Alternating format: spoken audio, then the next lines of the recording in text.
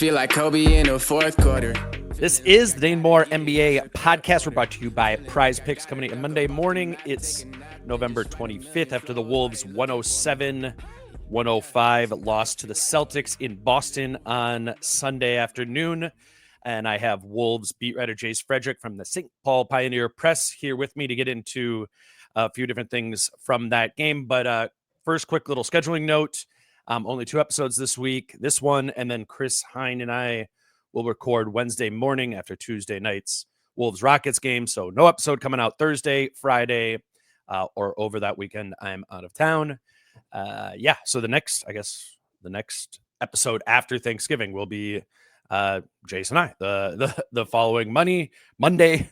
But Jace, let's start this episode with just kind of the matchup and how these teams how this new version of the Wolves matches up against the Celtics. Obviously, last year, really exciting, encouraging part of the regular season was how the Wolves matched up with Boston, and took them to overtime in both of the 2 times that they played them. As I said, the 3 things that kind of stood out to me were to beat Boston. What the Wolves need to do is be able to limit dribble penetration, which is obviously kind of true for every team.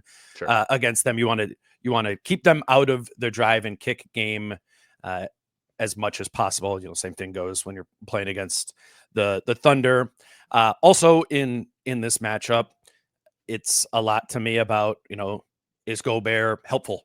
Is he helpful against this small ball look? Is it costly? Obviously, he had 20 rebounds. I think check that box pretty well. And then it's just overall against Boston, given how high of a level they play at from an efficiency standpoint, there's just a need to be sharp against them. You just can't have lapses against that team. They're just operating at such a high level. How close did you feel the Wolves were to being able to do enough of that stuff to be able to truly, compete with Boston or potentially, beat them if they were to play again? Yeah, I don't know. It was a tricky game in that the things you mentioned, like I thought they did a decent job limiting the driving kick game. And we can talk about why in a bit. And then I thought like Rudy was incredibly impactful. I mean, I think he was dominant in that game in a lot of ways. And kind of like tricks Boston into some stuff, I think. Sure. But like in terms of the sharpness, I know you even tweeted about this. Like they're just like spurts of the game where it just wasn't there. And Boston is kind of like the Warriors teams of old, where it's like, hey, you're not there for 5 minutes. Like, well, we just blitzed you for a 15-0 run. Like what happened in the third quarter there. And like, so as much as Minnesota, as much as it came down to like the last shot, which all the play-by-play stuff, not as the shot's been scrubbed, so I don't think he even got it off in time, like per like the NBA play-by-play stuff. But either way, like it came down to one last possession. Like as much as the Wolves were right there in that sense, they were constantly chasing it, and that would have been a stolen victory. And we've seen them steal a few games this year in which they've kind of been chasing the game the entire time. And like, they just have the guys in the shot making where they can pull it out at the end. But like, it's not like they went toe to toe with Boston for 48 minutes. They just did what they kind of have done this season, which is like at the end when desperation time, they just have shot makers so they can go on their own run. But like, it wasn't one of those things where it was like they are right there with Boston this whole game. Right. So that is where I feel like it's a little different than some other times where you're like, wow, this is back and forth, incredible contest. It didn't feel like that way for really large segments. And there was definitely positives for Minnesota yesterday. We can talk about those. That was one of their better performances in general. But like it was definitely one of those things where they were playing on Boston's terms and kind of behind for most of the game and just trying to stay within reach. Yeah, like the term moral victory just rolling around a bunch last night in the locker room, and even just like on Twitter, and you're like, oh, you can't have moral victories. Oh, it was a moral victory, this and that. I'm not even. I think a lot of what I put together in these notes and stuff like that sounds very moral victory, but like a moral victory in it itself is micro, right? It's like It's just like one thing. I do think there was really encouraging macro things from this. Like I thought that the switching defense, like it was maybe some of the most encouraged I've been by this team the entire year. Just watching some really good possessions of containing the ball one-on-one against a team that's really damn good at beating up one-on-one. And I'm like, this has looked like the team of last year the whole season. And then, you have to like kind of turn off your brain and not pay attention to like the offensive rebound they give up like 3 possessions later, or the time they don't get back on defense. But I'm just like being honest, like I was really encouraged watching that game, because I think if you're talking about like still keeping a relatively high ceiling on this team of what they can do, it's going to be found through the defense capturing some sort of identity or duplicating something close to a season ago. And that has not been my experience at all watching the Timberwolves play defense this year, as they mess around with different coverages with Rudy at the 5 and Randle and that all looking like a mess. It was just like, let's do what we did last season and guard. Like, guard your guy, switch. Rudy, you switch too. Everybody just guard and handle it. They're not a very like bright team in terms of playing in coverage, and rotations and getting over and communicating. They're a bad communication team. This team, like personnel wise, I thought it was really encouraging and a good reminder that it was like, they got 8 guys who can guard in switch situations, and I would put Julius Randle in that bin as well, maybe 8th on that pecking order. But he's guys. He's enough of an guard athlete on switches, to do it, right? Right. And he likes to play physical basketball, so like, if you're physical and athletic enough, you can guard anybody for a possession, like. I agree with you, and I don't think it's any coincidence that it was that game, and I don't think you do either, and that it is when you're switching everybody and everything is right in front of you at all times. Yes, there can be a miscommunication on a switch here or there, but it was very straightforward. Like, it was like, we're just switching basically everything. So everything's in front of you the whole time. There's no way to like become disengaged. Like, everybody is locked in on what's right in front of them, and that is when like they're just natural ability as defenders, and that's what they have a lot of, is natural ability defenders. The team defense this year is kind of stunk for large portions, but the individual defense and like these guys always kind of rise to the occasion of like matchups, like Ant and Jaden certainly do, but just in general, like it kind of unleashes the things that they're best at, or them at their peak of their defensive power. So I'm not surprised it was like that. The reality is you can't do that against every team, or you wouldn't. It just doesn't make sense to. But like, yeah, it is a good reminder of like, here is the defensive talent on this team on full display. So that I feel like I forgot about that. Sure, like, honestly, like, just because Jaden has kind of like a rough start to the season, and it's just, and then now Nas, who was like a helpful defensive piece a season ago, hasn't been that because he's playing a new position. Like, so many things that if we would have gone through, in May and been like, here, let's make like a list of our 15 favorite things about the Timberwolves defense. Like, so many of those things, just aren't here anymore. But that was one of them, probably my primary one a season ago, was like, this team can guard one-on-one as well as anybody else in the league, from like a 1 through end of the rotation thing. Now, they got Rob Dillingham into the mix now too, who had a great game. I'm not saying that, but he's not a Nickeil Alexander Walker like level switch defender. So I don't know. It's going to be interesting.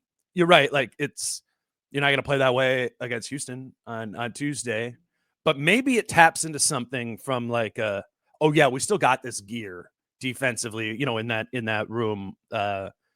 I don't know. I found that to be really encouraging again. And then the Gobert part, right? Like, I don't know, when teams go small against Rudy. I mean, I think it's wrong to say it always works when teams go small against Rudy. Like, that narrative is stupid, but like sometimes it goes wrong, and you're like, here's going to be a team, like, even when they're playing like a Brooklyn, right? You're like, Rudy probably will do this, but sometimes the small ball gets them. So you go into that Boston matchup thinking like, all right, like, who's going to win here? Small ball versus Rudy, and Rudy won.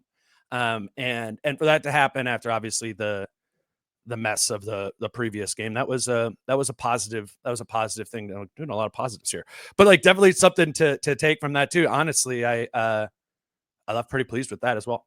Yeah.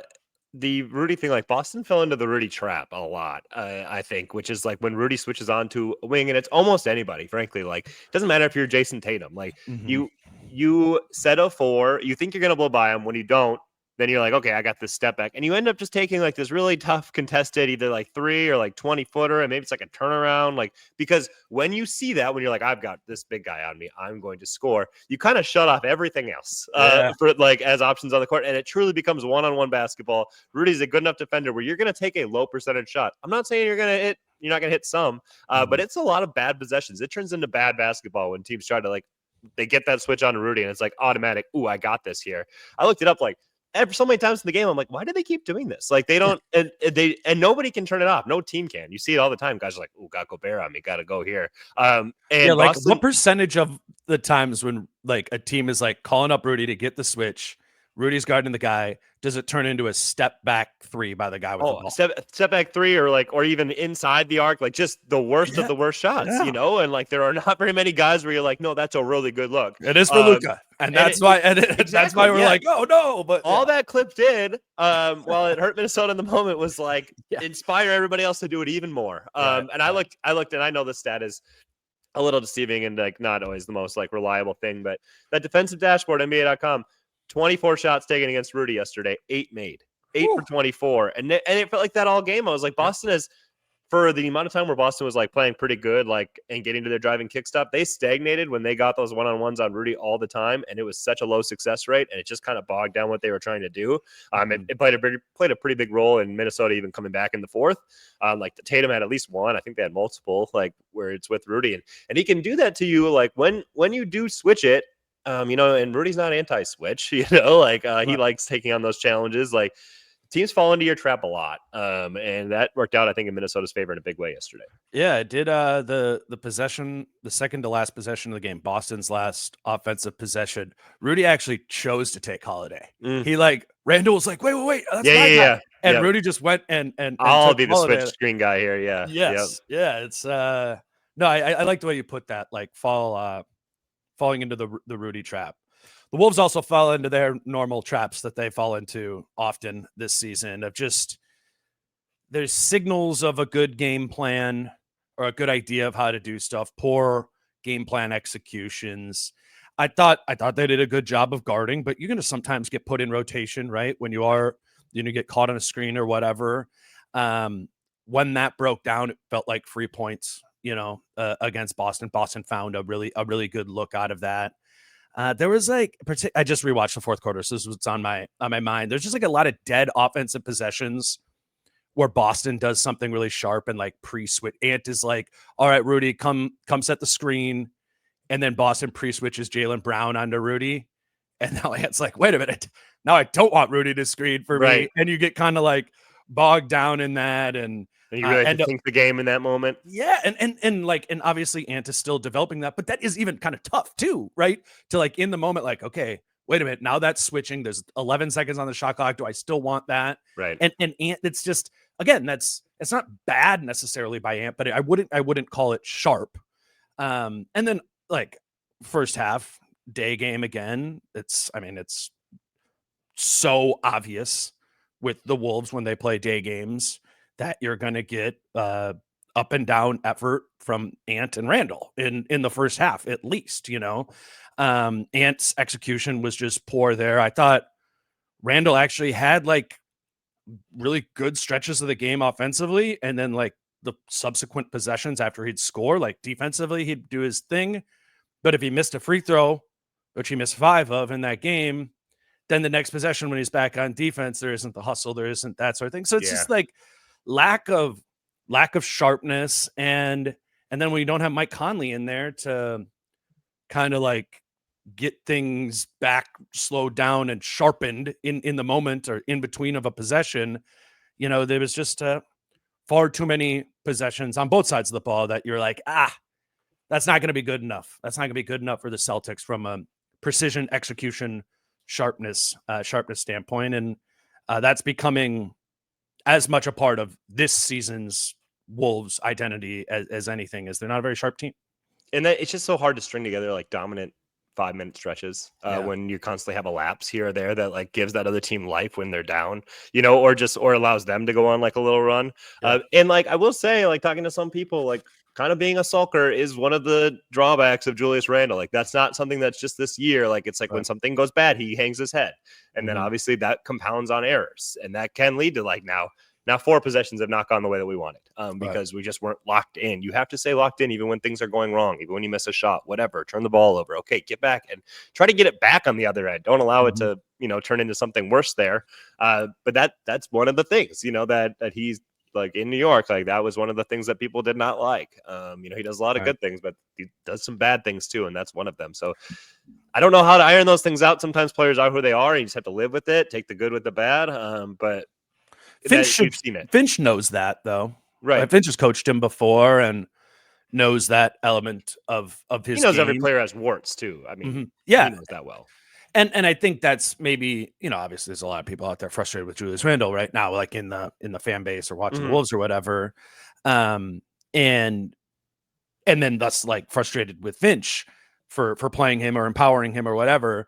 I do think the way you put it though is like, it's not like Finch doesn't see these warts. He just goes, in his read of the situation is the warts do not outweigh the other values. The juice is worth the squeeze there. Yeah.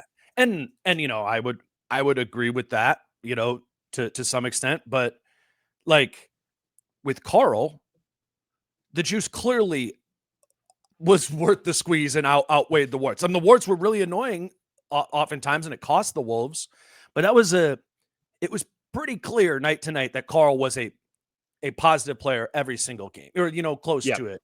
And with Randle, it's not the same frequency. Sometimes the warts win, or maybe the warts win a little bit more than Carl's warts won, and I think that's just like gonna be one of the biggest things this whole season. And it reminds me of the last D'Lo year, which D'Lo is actually really good offensively. Like Randall's been really good offensively. Like, can you sort of counterbalance those warts by effectively empowering him? And the answer to that has been sometimes yes this year, and sometimes, sometimes no. And maybe, like you said, maybe even in the course of a game, like pockets of time, and you're like, wait, what Randle am I getting? Right. What Randle am I getting this first shift of the second quarter or whatever? It's volatile. It's the biggest thing, and this is what people have compared this to 22-23 season quite a bit. I think that's pretty fair, but one of the biggest parts of it is like consistency of effort, and when you don't have it, it's really hard to have an identity, and this team often doesn't, and we see that from like Jaden and Ant, and it can be so opponent dependent on their effort on a nightly basis. And then if you add Julius, who like it can be, like you said, stint to stint, like the effort there, like what are we getting? It's just, if you don't know what you're getting on a night to night basis, then like it was, as I was watching the game yesterday, I was like, they're like competing with Boston, but there's no point where they're imposing their will. And then I was sitting there and I was like, I don't know what their will is anyway on a night to night basis. I don't know what they want to impose, because they don't do anything like it's Ant take over mode basketball, right? Yeah, their best. That's basketball. it. I mean, it was Ant hitting threes yesterday, is what pulled him back in the game, and that is kind of it. It's like, well, hopefully Ant gets hot and hits a few of these like threes, which is an awesome gear and weapon to have, great lever to have. Yeah, but identities of teams normally include multiple players, or last year's did for sure, and. Yeah, they're clearly still looking for that a little bit, and and I think finding out some different things, and maybe it's a good time to move over to Rob Dillingham a little bit. But let's grab our first break here. Let y'all know that today's show is brought to you by Falling Knife Brewing Company, and I know probably a lot of you listening are going to have family coming into town this week for the holiday, and Wednesday night, I guess Tuesday night and Wednesday night are home Wolves games that you, if you're not attending them at Target Center, you might be, wanting to go out and watch those.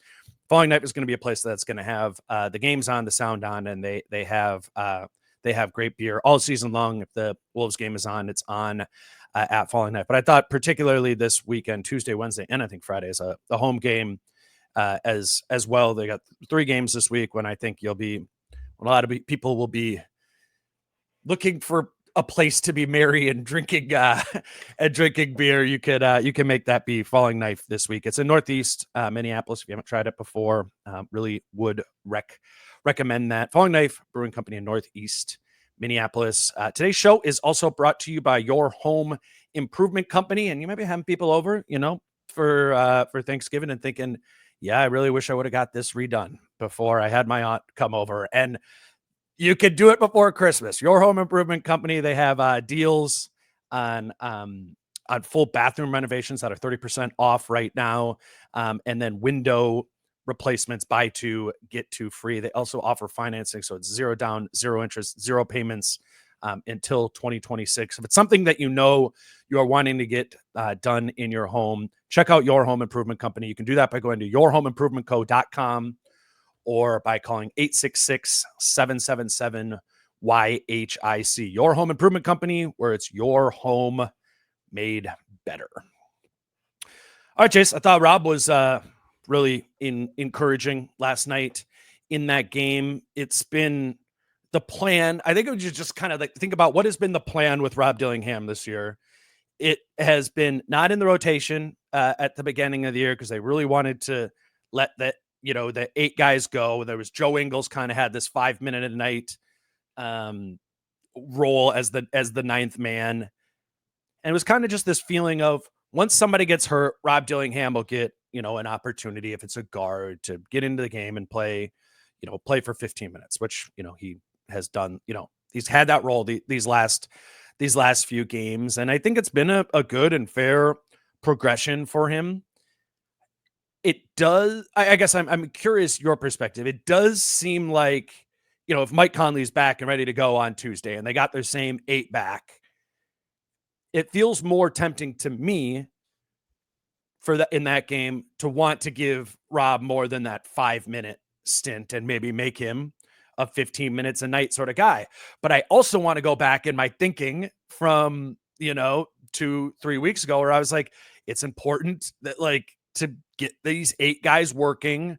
It's hard for me to make an argument that, Rob Dillingham, 12 minutes of Rob Dillingham is better than 12 minutes of Nickeil Alexander-Walker or 12 minutes of Dante DiVincenzo. So I like how it's all worked out. It's made sense. I think it's how I would have done it. But if Mike Conley's back, you might be in this position where you're like, what do we do with Rob? What's your thinking on that? I don't know. I thought about this a lot. And I watch Rob play and the decision making I think has been really good offensively. He definitely has. He has a burst that they kind of do lack a lot. Yeah. They have some methodical offensive players. Rob has burst. Rob can put the defense on its heels. We see that with him and Nas running some pick and roll actions, and it's this has juice. This is really hard to stop. This puts a lot of pressure on the defense. That's something you want on the court. I think Rob hasn't pressed the issue offensively. I think he's picked his spots really well, which in the preseason, it felt like he was really pressing the issue a lot. So I think Rob's played really well. I think watching at the start of the year probably benefited him, frankly. And defensively, he's trying, and there are a lot of guys in the NBA where it's they're just never going to be great defensively because of their physical limitations. And for Rob, it's size. But he's putting in a good effort, and that actually makes up for a lot on that end of the court. Some teams will put him in matchups in a playoff series or whatever, where it would probably be pretty hard for him. But a night-to-night basis in the regular season, I think he's absolutely passable. Just with the effort he's putting in on that side of the floor. So I think it's a positive to have him out there. But I don't know whose 10 minutes you want to take. And I don't necessarily even agree with that as well. So I don't know where I land on the fence of should Rob get 15 minutes or 5? 5 just makes life a little easier. Just because I don't know where those other 10 come from. I really don't. It's just kind of the way it's panned out. But yeah, he's playing well, and you don't want to be hey, good job. So get back to the end of the bench or whatever, and we'll see you next time it comes up. I do think it's we don't know what's going on with this Mike Conley toe injury. True. We've seen some toes take guys out. Jake Layman, it was 5 months. Dude, turf toe is no joke. In basketball, it's almost it's a big deal in basketball. It is, and we don't know. He's been listed as great toe sprain, and what turf toe is often your great toe, and it's the flexing of the toe with whatever the tendons there. So it could just be a toe sprain and not necessarily turf toe. But if it is turf toe on a 37-year-old Mike Conley, this could be an extended period of time that he's out for, and then problem solved. Right there you go, Rob. Here's 14 team's problem minutes. solved. No, but Rob minutes, yes. Yeah. This one problem is solved there. I don't know. It's maybe let's just talk about what popped and what was good in that game, because I don't have the answer. I don't want to come off as the put him back on the bench sort of guy, but I also think Nickeil Alexander-Walker has been really good this year at overall. I don't think Nickeil has been great at point guard, but Nickeil's been really good overall. So I would still think I would prioritize again Nickeil getting those 10 minutes, like you said, over Rob. but I don't want to let go of it completely because that juice is there. Like, I thought what I really liked about his game was the fourth quarter. It was the first time I saw him really looking for his shot and like thinking about it smartly. Remember, he had that walk up three. Yep. It was where he had White was on him. White went under the screen, and he just like instinctually, because he's a bucket getter, is like, you're not going under on me if I'm confident right now. I'm just going to walk into this and hit that three. And then he had that next possession. It was the next possession. Maybe it was 2 possessions later, but he scored again right away. And it was, they switched that pick and roll and they put Horford on him. And Rob was like, okay, 38-year-old Al Horford, like, I can get by this. And he did, and went and finished it there. And that's the, like, he wasn't looking for his own advantages in previous games, or certainly at the beginning of the season. He was just like, how do I get to an advantage spot to create the advantage for someone else? And he was doing like a decent job of that, like passing the ball well. But maybe like the answer is, if Rob is willing or is worth playing for 10, 15 minutes in place of one of Dante DiVincenzo and Nickeil Alexander-Walker, whatever, then he needs to be both a playmaker and a scorer. And in this game, if it was this version of Rob Dillingham, then like, hell yeah, like, I don't care. Find a way to get him 10, 15 minutes and subtract a couple of those from Nickeil, Dante, whatever. It's just hard to know that at 19 years old, against another really good defensive team like Houston on Tuesday, that you're going to get that same performance from Rob Dillingham, right? Like, that's just, we don't know that stuff. Yeah, and like, I do think like Rob is playing a little bit more instinctually, which just kind of happens with time as you get more comfortable out on the court. Like in the preseason, it seemed like he was just being like, I'm just pushing it. I'm just going to go. Like, I haven't shot in 2 possessions. I'm going to go do something myself here. And then in the start of the regular season, like when he would get minutes, like you mentioned, like it was like, I'm kicking. I'm just getting off the ball, because I think I think they kind of messaged him like, hey, you're being like, you're too much looking for your own play here. Obviously, he's like, I'm getting off of it. This is what I was told to do. And now it is that balance. Now it's like okay, I understand. Like, if this play here, like, I'm creating for somebody else because that's what the defense dictates here. And this matchup, I really like my own thing here, so I'm going. I do think it probably helps when, like, it probably helps any player feel comfortable when he knows, like, Mike's out tonight. I know I'm getting this many minutes. Yeah. I'm just going to play basketball. Now we're like, this is my 5-minute stint. I don't really want to screw anything up. I think minutes often do lead to better play for freedom's sake. So, like, I don't know if he'd see the same Rob if he knew he was just getting one first half stint again. Yeah, that's a good point.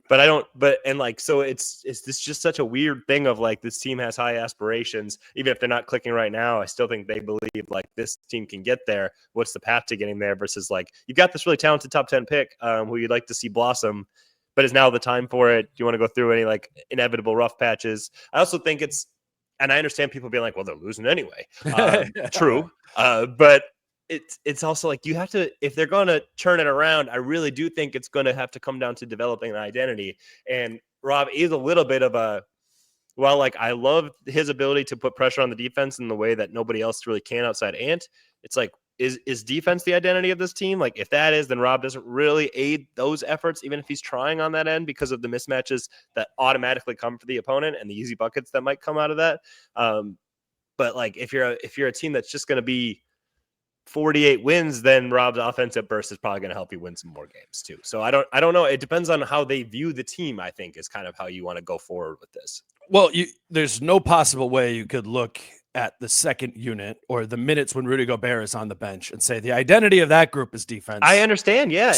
So you could lean but into, it's so hard to flip back and forth and be like, now we're an offensive team. Now we're a defensive team, like, yep. But that flip has been on offense the entire season, the entire time. Julius Randle and Naz Reid have shared the court shared the front court, together. That's just, and frankly, I don't see that changing. I mean, I don't know. I agree with like, you. That's gonna be a terrible defensive rating the whole time. Now, I don't know if the right way to go about that is to be like, let's just lean into it.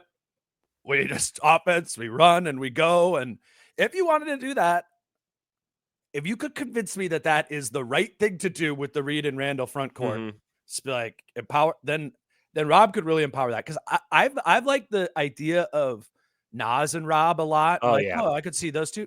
I kind of liked it again in that beginning of that fourth quarter, like Randle and Rob, like in in like a pick and roll situation where it's just like a dummy screen that gets where that Randle comes and sets for Rob, just with the intention of getting it back to Randle. But now Randle has a plus advantage, a plus matchup right there where it switched into smaller guys on him. Like, I think Rob could get that every single time. Now, maybe Mike could as well, but I think there might be something that Rob can pull out of Julius Randle as well. Or last night was the first time I really thought about that. So I think if you want to go down the Rob, like trying to get some magic via Rob and play him 15 minutes a night and cost yourself playing some other guys some minutes, I think that might be the best place to do it is in those Reid and Randle minutes, which I hate. Like, I just can't stand watching that group anyways. So I would just lean into maybe a new style. Again, if you deem we're rolling with Rob here. Yeah, you do see like the need for, as much as like this team has shot the ball pretty well this year, like obviously yesterday was kind of notwithstanding. And in the games without Mike, they haven't shot the ball well. But in general this year, like offensively, it still always felt like they've left a bunch of money on the table. And it has, so much of the offense has just been Ant and Julius. Like it's like Dante and Jaden shot making. Like Jaden's has been worse than I even thought coming back from last year, and Dante just hasn't come close to really the same level of shot making. Certainly, it's gone up after a really rough start, but still not enough of the flurries I think that maybe you could have thought given his performance from a year ago. But like, this is where I think you need some like Rob burst or juice, or even just like even Rob in the corner sometimes is probably a better option than some of these other guys right now to just kind of help take that offense to another level that it might need to go to if this team's going to be really good. That might be more of the path of this team being really good, is being really good offensively. Like here's Jaden, 106 guys in the NBA this year have 50 plus catch and shoot 3-point attempts. Jaden is 95th in the NBA out of those 106, shooting 29.6% from three on catch and shoot threes. On catch and shoots. Whew. Yeah, which is and he's playing better. And he's playing better this last couple of games too. Right. The shot making wasn't there yesterday either. But yeah, defensively he's picked it up. But like offensively, it's tough. Because if he's on even like when you run good offense and it leads to Jaden in the corner, like it's going down less than 0.9 points per possession on those. That's not good. That's a horrible offensive rating. And then you have Dante. He's over 70 attempts. So 39 guys have more than 70 catch and shoot threes. His 32.4% on catch and shoots is 34th of those 39 guys. So like, it's hard for the offense to go to like another level when those aren't falling. I mean, you can talk about the ways in which they're coming, and it's hard to stand in the corner and just wait for the ball. But like other guys do it at a higher rate than Jaden has done for a couple years now. And Dante's struggling now. So like just more shot making is just for a kind of a boost. Like that makes sense to me too. That kind of belongs in the pro play Rob argument. Yeah, no, I think that's a great point. And then obviously like there's a distinction to be made between like McDaniels and DiVincenzo in that like I expect DiVincenzo to start making those, and I don't necessarily expect McDaniels to start making those.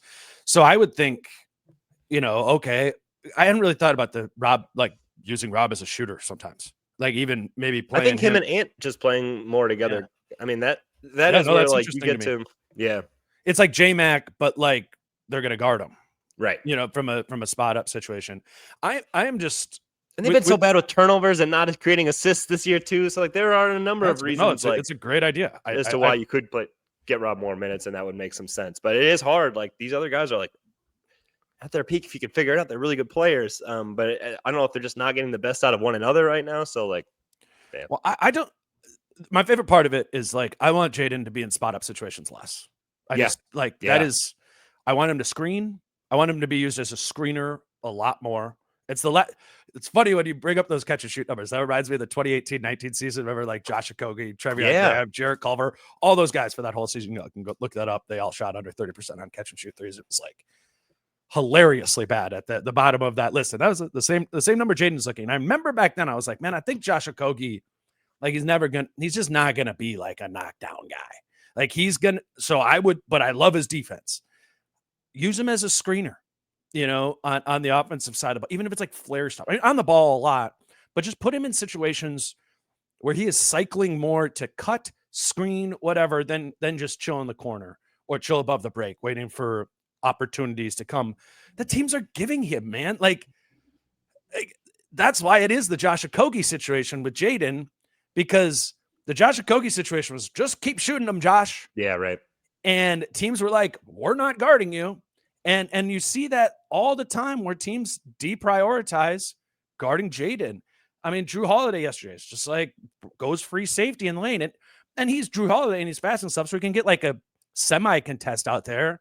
They're not like ignoring him, but it just makes it so when Ant is driving into gap help and quickly scans the floor for like, somebody's got to be open because there's two guys here. Oh, it's Jaden. Cool. Mm-hmm. Like, and it just, smart teams like Boston are programming the Wolves to move from their good offense to their less good offense.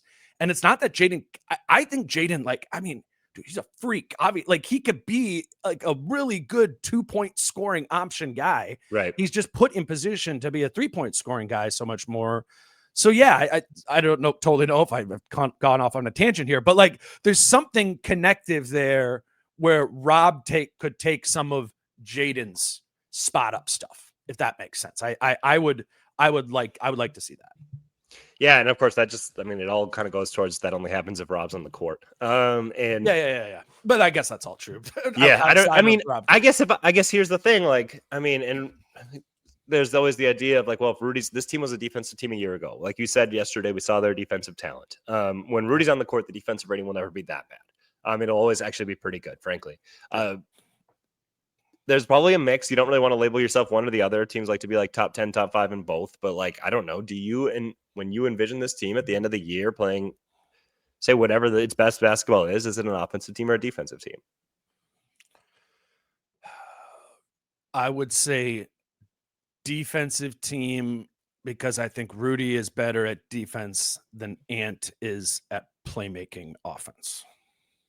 I just think, I just think, I mean, that not like with a bullet do I feel that. Like I could be something crazy where like all of a sudden, Naz Reid averages like 27 a game for 4 weeks, and there's just like a whole nother offensive gear there. Or Rob Dillingham comes in and it's like, oh, he's actually one of the best rookies in this class. But and like these, if Naz is awesome this year, it's going to be offensively. If Rob is awesome, it's going to be offensively. If like an unforeseen wave of offense comes and then it's not all Ant, sure. But I just think like structurally, this roster is constructed to be a defensive team.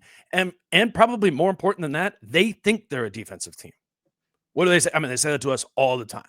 We are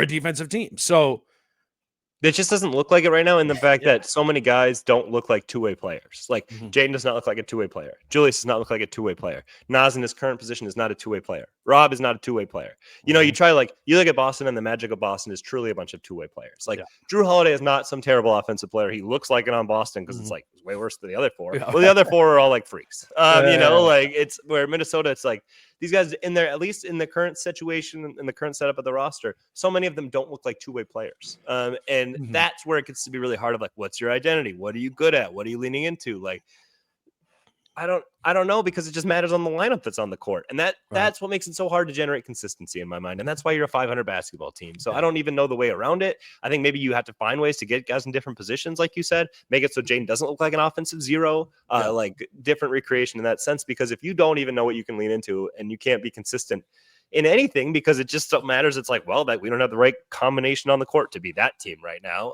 That makes it really hard to just keep toggling back and forth of like, well, this stretch we're going to win with a 130 offensive rating, and then this stretch we're going to win with a 95 defensive rating, and we're going to do that 3 times a quarter. Like that.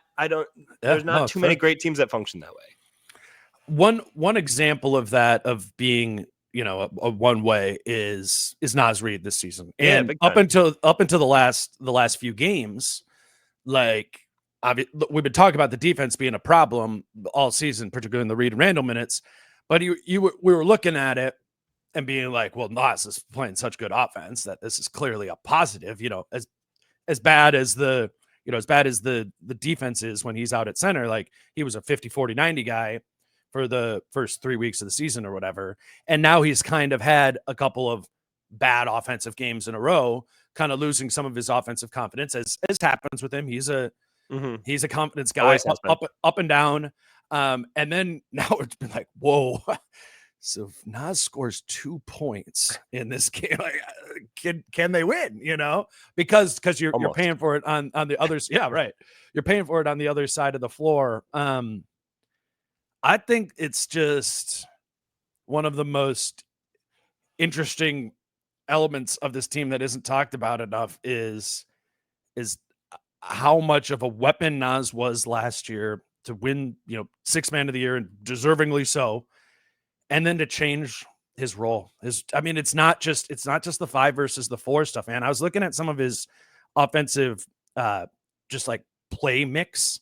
His spot up 3-point shooting volume is down this year, and his pin downs, flares, coming off of screen stuff is up. Okay, cool. Like I get that. That seems like something he can do. Whatever. The posting up is down, but the pick and roll volume is up. Okay, that's how they're using him there. And then the transition, the frequency which he gets out in transition is just way down. And it, to me, when I look at that, it just screams like a guy that shouldn't be playing the 5. Or it's like, wait, how did you get that at the 5? Like this doesn't really make sense. And it's just so clearly not a 5. And I think that leads to, when there's confusion, he can have a really bad game. So I just think there's going to be significantly more volatility to Naz Reid while he's playing center on this team, or used in this sort of way. And I like that role last year where like half his stuff came in spot up situations. Yeah. There's no pairing that I am more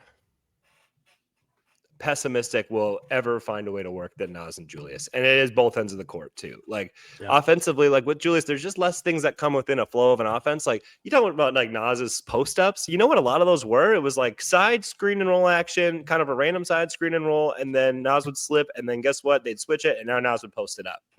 They don't get into any of that anymore. Like nothing comes like naturally out of like the flow of the offense. Like Julius, as much as like it's like a playmaking thing, like there's not a whole ton out of flow. It's like he gets the ball up top, and it is like that Toronto play where he's like, I have a mismatch here, everybody clear out. And it's like that's what you wanted to get to, but it's not the same offense in which Nas thrives. Like Nas thrives in like a Chris Finch idealistic offense. That like Jordan McLaughlin played, and they don't get to that hardly ever anymore, because like that's just they don't play that way. Combinations he plays with. Exactly. They don't play that way at all. Like, so yeah, I don't think Nas and Julius is ever going to work. I really don't. I think their two games clash in that they don't fit defensively. Their games clash a lot offensively.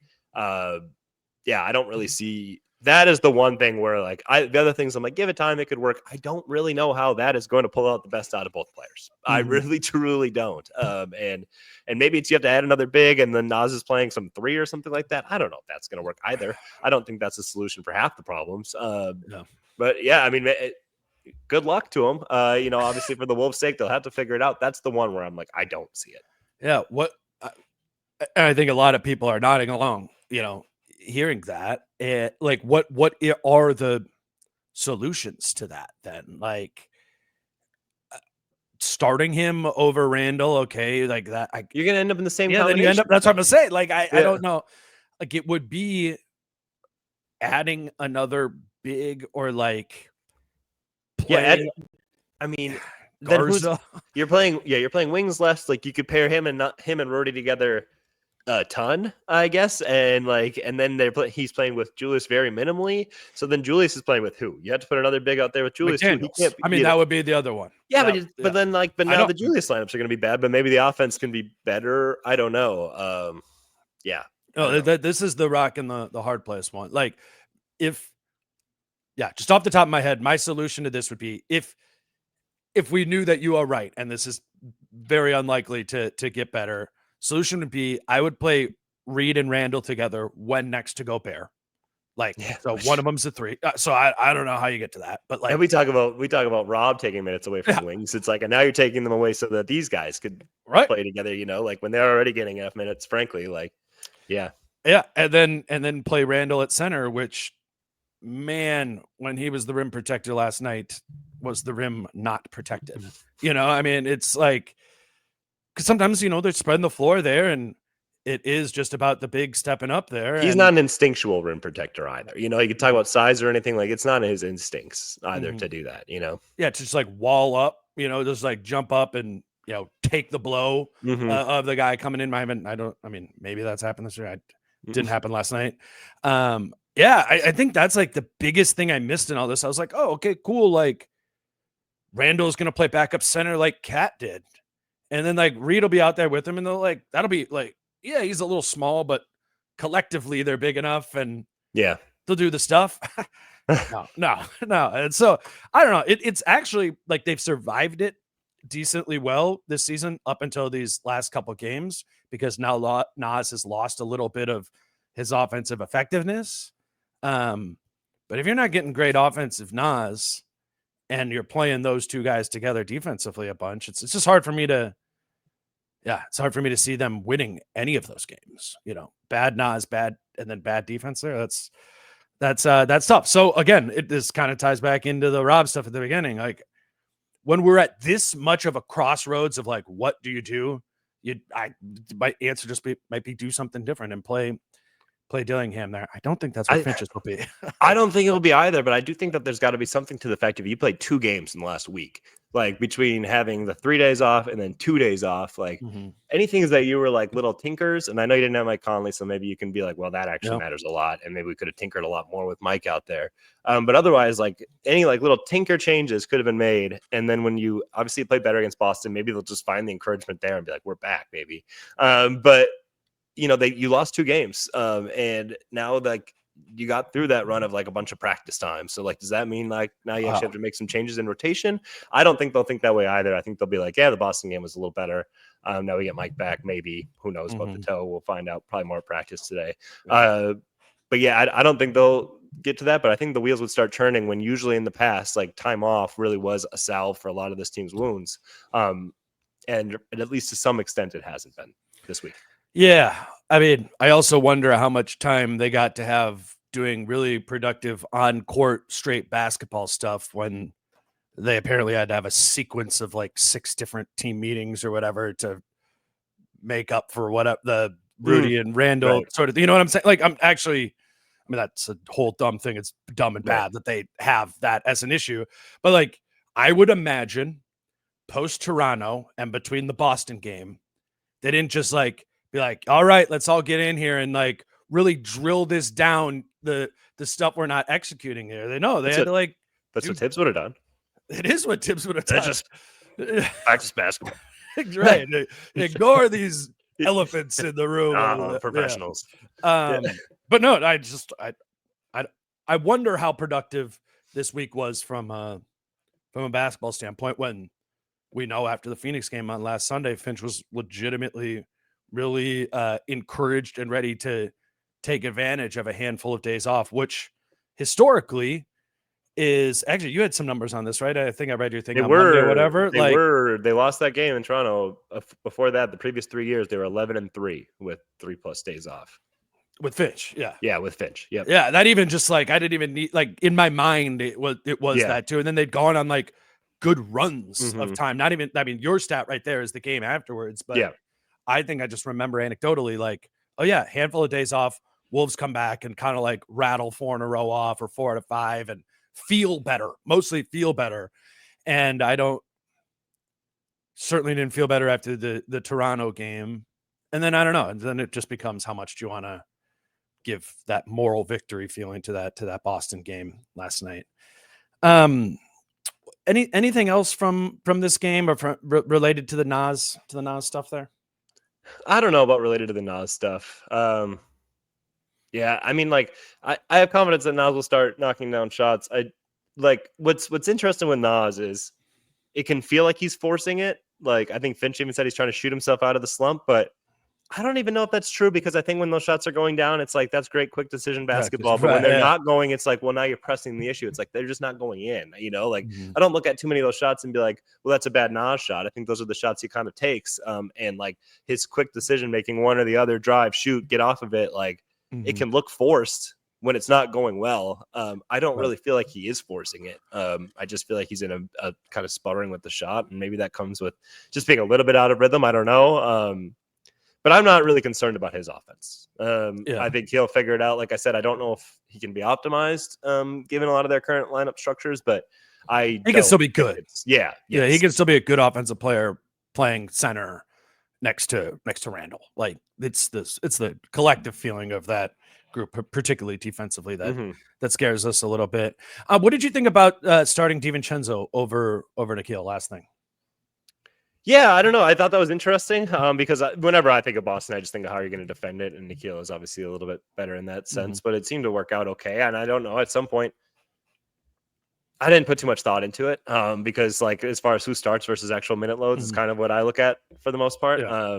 So I think you can kind of go I'm just thinking about it. If he's out for if today we find out Mike Conley has turf toe, which I have no idea. I literally we haven't been around the team since last Sunday, and there haven't really been reporters there to ask stuff on the road trip. So Mike picks up this injury. We don't know anything about it. I just think when a 37-year-old guy misses multiple games, a guy who doesn't want to rest, like there's some flags raised here that might indicate they're going into like a multiple week, month stretch of, I had turf toe when I was 21 and like actually in good shape. And that was like 6 weeks. Yeah. And I mean, I'm sure there's different degrees to it of everything, but so that's 3 months for the average human. I mean, yeah. Yeah, right. 6 weeks for you. I mean, Jesus. Yeah. I had a Mike might be done. Shut up. I am in all seriousness. Like, I wonder if they're going to need to go into a chapter of the season that is a no Mike Conley chapter, which is weirdly the one that like, a lot of people were asking for like 2 weeks ago. Sure. Get him out of here. Yep. Then Conley kind of gets back into rhythm, starts making sense, hurts the toe. I do think it's important to, figure out how does this work with DiVincenzo running the point versus Nickeil running the point versus Rob versus leaning into more Ant as like a wing point forward or Julius as a point forward. Like that's going to be a really important thing for them to solve. The only one I really feel confident and clear about is like, if Nickeil is playing point guard, you're going to get less of the other stuff from Nickeil. You're going to get less spot up shooting and you're going to get less defense from him. So to that end, I get it. I think Nickeil and Rob is a really good pairing. Sure, off the bench. Yeah, right. And so maybe maybe they felt the same way, and maybe that's why Dante starts. Because it's easier to get to Nickeil Rob stuff. Because like I actually feel like those two have a little bit of synergy too. And like a decent relationship, and Dante. I don't know. I could also see starting him just hoping to get him going in that sense. Like hey, maybe this kind of sparks him. So I understood it for. I understood the potential reasons. Like I don't know what Finch's reasoning was, but I could come up with a few different reasons in my head for why it made sense and why it could make sense moving forward. If you just like those various things, because like, hey, look, they've got to start the games better. Like it'd be great for them if they aren't chasing it all the time. I think that would do them wonders if they could kind of at least from the score perspective try to play the game on their terms. So starting, I guess, does matter. In some sense, because the first 6 minutes of the game have to be better for them. Well, if you ask Ant why that is, it's because they're not playing hard. Like he said that multiple times. Yeah. Why are you starting games so? Because we are sleepy. Game's the wrong time. We had to travel. We had to fly 4 days ago. He said, what was it? What did it? We weren't there, but Chris, Ant's quote last night was, we just don't try hard. Like, quote, this isn't like us speculating that they're not trying. Like, that's what's behind like the bad starts of the game. So if that is true, then like Nickeil makes sense in that way because he tries harder than everybody. But you're asking him to play point guard. I like Dante. If my stance on it is going to be, I would do Dante and really, like you said, hope that a bigger role and a starting role and all of this equals, him really being the player that we thought he could be. He also started in the preseason a lot. You're right. Preseason. And still, if I'm picking anybody to catch a corner three from Ant or Julius, it's still going to be Dante. No matter what the numbers say right now, I would pick Dante DiVincenzo to be the one taking that shot over the course of the season. Let's wrap this up with some prize picks. Today's show is brought to you by Prize Picks, and on Mondays, Jace and I pick some from the Monday Night Football slate here. The two that I have, Jace, I'm just going to rattle mine off. Zay Flowers, more than 59.5 receiving yards.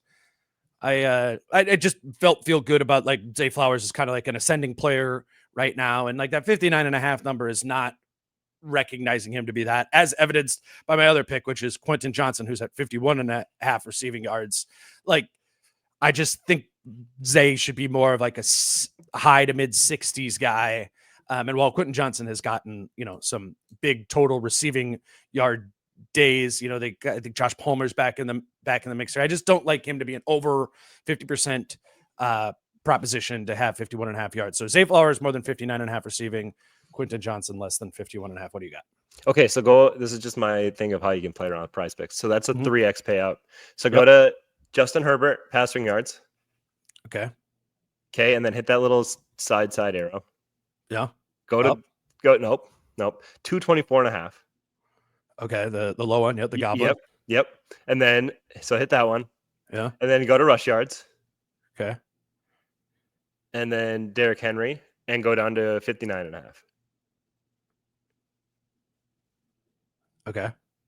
So and at that point, that thing is not updated on like the entry fee to win. Oh yeah, the power play. So if you like your other two, and I just and it's 3x, I guarantee my 2 hit. I'm gonna guarantee. Right. Put mine down as a lock and say now it's a 5x, and I really feel like it's the same as a 3x. Yeah, I apologize if something misses on mine, but I'm gonna guarantee it. So let's if we just took those 2 away, and because you could just do that, my 2 away, right? Oh yeah. Well, now you're looking at 1.5, and it is 1.5. Yeah. So I guess I'm just showing it. Yeah. But that's also a way like, hey, if you want to be like, yeah, I'm going to win $10, and I feel really good, and I know the payout's low, but like it's $20 and to win 10. Like it's another way to win $10 is like something that you feel very good about. Mm-hmm. Yeah, and or pairing the goblins with something that you feel really good. Yeah, is a great way to get to a 2x. If you're just like, hey, if you've been playing prize picks and you're like, yeah, I've won like one, but it's like one. I never get the second that one I right. win. Yeah. Right. I like that. Okay, so we can try that. We'll try that for ours today. We'll take the Flowers. Take yours. Yeah. Okay. So yeah. But yeah, say you're just like, I just really feel like Zay Flowers is going to go over 60 yards. I don't feel that great about anything else. Go to the lowest Justin Herbert thing. Play that one as the other one, and then it's basically a 2x payout. Yeah. No, I like that. I like that. As always, prizepicks.com, prizepicks app. You can use the promo code Dane to create an account. They really do have once you're on the app more consistently, and Jason and I talk about this sometimes, like the protected plays on Friday, and there are, if you are playing, make sure you're staying on top of what like the daily or if weekly you play a promotions lineup are. Today, I saw if you play a lineup today, you will automatically enter a free lineup. That's one of their Thanksgiving promotions. So if you're just like, you could put $5 on the NFL game tonight or whatever, an NBA game, and you will get a free lineup tomorrow. But yeah, that's like the, if you are going to be doing it, like just if you just, it's right up there. You do my lineups promotions. I don't have the screen up anymore, but yeah, it's I think if you're going to be playing it consistently, this is a good way to make yourself win or get more opportunities to, kind of have your money stretch over time. So definitely over Thanksgiving, be looking at that. And if you never signed up before, use the promo code Dane, $50 in your account when you make your first $5 lineup. All right, Jace. Coming up next is the Wolves versus the Rockets, who are a team who very much definitely plays hard. I know that about them, and it's going to be time for the Wolves to kind of, this is the stretch, right? You're at home. It's a big week. It's a big week. It's yeah. There's the. It's a big. I mean, the schedule gets hard. There are no layups for. I mean, the layups aren't layups. Like it literally is like 2 years ago where people were like, I'd rather play the good team if the Wolves play better. And it might feel like that. Like the layups are off the schedule for a while. That's and I think I just think it is a part of an Anthony Edwards team is your likelihood of winning is lower than it would seem when they're playing a bad team, and it's higher than it would seem when you're playing a better team. I agree. That's been the case for the 5 years that we've covered him. That trend holds there. So yeah, I think a lot of this is Ant picking him up, man. Is just kind of feels like a team that has a lot of questions that we're going through here. Probably a lot of other questions people have too. You want to keep winning while you're answering those questions. Your star player's gonna have to carry you, and in a healthy way, not just full on takeover mode, whatever. I'm interested to see where Ant specifically is at this Monday or this Tuesday, Wednesday, Friday slate of games this week. We will see. 2 NBA Cup games. Yeah, you love the cup, Jace. Gotta dig out of a hole. Hope still alive. What are they even at in the cup? They're 1-1. Okay, they're 1. So if they won their next 2, they could get in. They would. Right? Yeah, they did not make it at 3-1 last year, but 3-1 gives you a definite shot. And I think they played the teams that are 1-0, the Clippers and the Rockets. So yeah, these are huge games. You love the cup. You love the cup. Who doesn't? Who doesn't? The cup games are fun. And it totally is because teams play their guys all the way to the end of the game. I stand by that. Yeah. You're not going to get your random, like, Tuesday night, why did I watch the NBA game tonight? You can't, like, you even just watching, you have to see, like, the teams do play even 5% harder. Like, it seems like like, in their head, there's more urgency if they're down by 8, or whatever. Like, there just is. And it sounds stupid and it shouldn't matter. But you can see it in the players. They are like, wait. There's a reason to try a little bit harder in this game, like, and it's like when they performance. It's like when the bad Wolves would get their 2 or 3 national TV games a year. Yeah. And they would play harder. And like players have said that to me or you before. Mm-hmm. Like, that is absolutely a thing, like trying harder on national TV because more people, are watching and it feels something. Yeah, it's not like gigantic, but yeah, it's like 5% more. I don't try 5% harder covering every cup game or doing a pot off of it. I don't even. So what's the other pot? So the cup game is Tuesday and then Friday is the Rockets and Friday against the Clippers. Yep. Okay. Yeah, well, I'll be at one of those. How many group games do you have in the cup? 4. I think it's 4 because okay, so that's it. So then Friday night will be the whole scenario thing then, I guess. Yeah. I will not be at that game on Friday. Again, for listeners. I'm also not going to be at that game. Oh, yeah? You're taking that one off too? Okay. Yeah. So Jace loves the cup. I do love the cup. It's just easier for me to follow all the scenarios from afar. That's what I'll say. Okay. Yeah. I got you. Yeah. Coming up next on the show, Chris Hine and I will talk about this Rockets game on Tuesday night. That'll be up Wednesday afternoon. And again, that'll be the last episode for this week. Until then, he's Jace. I'm Dane. Peace out. How I'm feeling, man, I hope it never stop, yeah. Green and hot so you can find me in the crowd, yeah. Don't let standards ever bring you down, yeah. Hope you dancing like no